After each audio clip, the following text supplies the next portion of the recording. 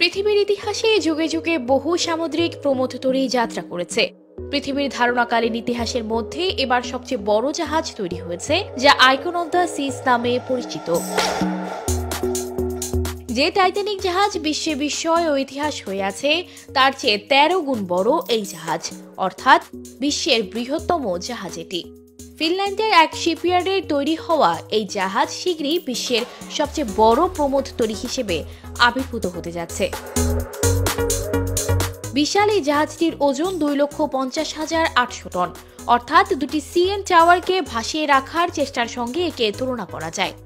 জাহাজটির দৈর্ঘ্য 1200 ফুট।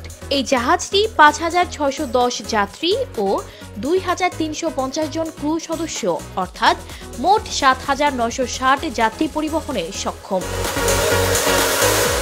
বাণিজ্যিকভাবে যাত্রা শুরু করবে বিশ্বের বৃহত্তম এই ক্রুজ জাহাজ। এটি আমেরিকার ফ্লোরিডার মায়ামি থেকে যাবে পূর্ব এবং পশ্চিম ক্যারিবিয়ান দ্বীপপুঞ্জে। প্রথম ভ্রমণের টিকিট ইতিমধ্যে বিক্রি হয়ে গেছে।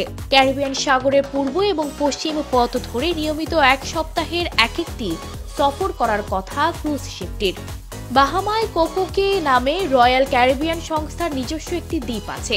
7 রাতের এক রাতে অতিথিদের সেই স্থানেও নিয়ে যাওয়া হবে।